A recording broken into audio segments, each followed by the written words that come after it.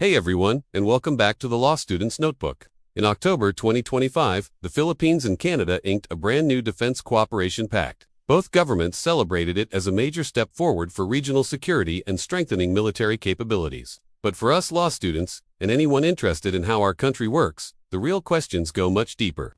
What's the legal foundation for this deal? How does it stack up against our Constitution? And what does it mean for Philippine sovereignty in the eyes of international law? It's a complex issue, so let's break it down, piece by piece. First, let's talk about the legal basis of this agreement. The Philippines-Canada Defense Cooperation Agreement is what we call an executive agreement.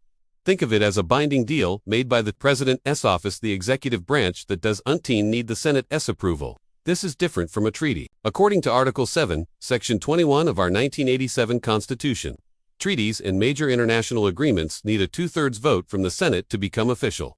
So, how can the government sign a defense pact without the Senate's okay? This is where our legal history, or jurisprudence, comes in.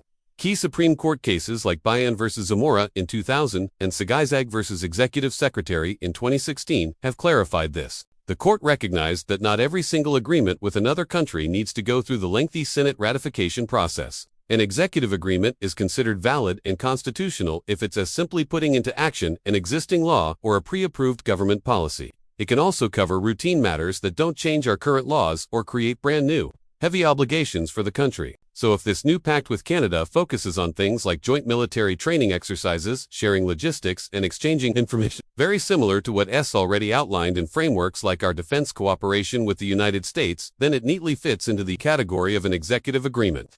This means it is constitutionally permissible for the President to sign it without needing the Senate's green light. However, there's a critical catch. It must not contain any new mutual defense obligations. If the pact said that the Philippines and Canada must defend each other in case of an attack, that would be a major new commitment, and it would absolutely require a formal treaty approved by the Senate.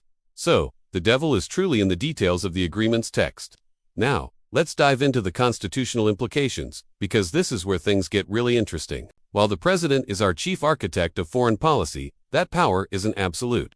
It's balanced by the Senate's role and, most importantly, by the fundamental principles of national sovereignty and territorial integrity, which are enshrined in Article 2, Section 7 of our Constitution. The core constitutional question here is whether this pact allows a foreign military to have a presence or control on Philippine soil. This is a very sensitive issue. If any part of the agreement authorizes the temporary entry of Canadian soldiers or allows them to bring in military assets like ships or planes, then our Constitution and the precedents set by the Bayan v. Zamora case are crystal clear.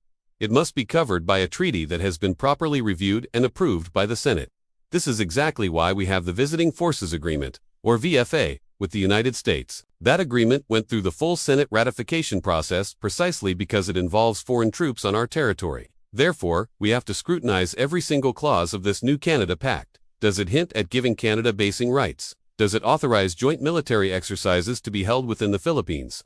Does it allow for the prepositioning of Canadian military equipment on our land? If the answer to any of these is yes, and it wasn't approved by the Senate as a treaty, then the agreement could be challenged in court and potentially declared unconstitutional. It would be seen as bypassing the Senate's crucial power to concur on treaties, a power designed specifically to safeguard our national sovereignty from being eroded by executive action alone. Shifting our focus to the bigger picture, what does this pact mean under international law? Generally speaking, international law gives sovereign states the freedom to enter into defense cooperation agreements. It's a normal part of how countries interact. The main condition is that these agreements must respect the core principles of the United Nations Charter, like non-intervention in the internal affairs of other states, mutual respect for sovereignty, and the promotion of peaceful coexistence.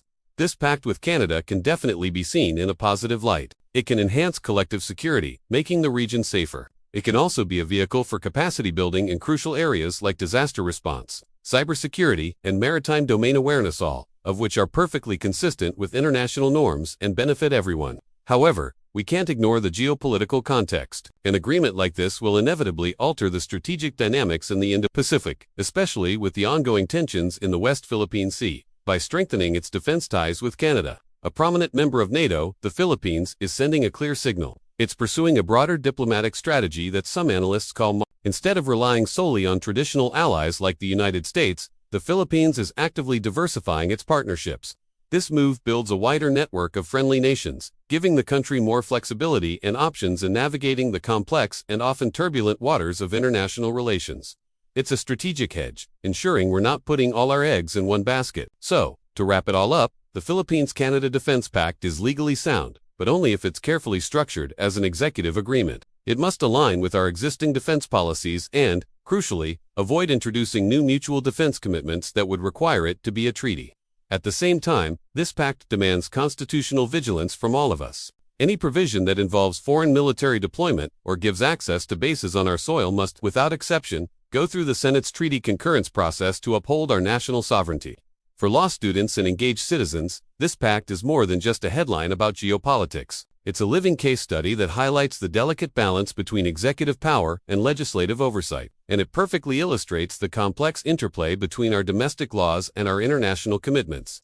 Thanks for joining me on this legal deep dive. If you found this breakdown helpful, please hit that like button. Subscribe to the Law Student's Notebook for more content that simplifies legal complexities, and share this video with anyone you think might be interested. See you in the next one.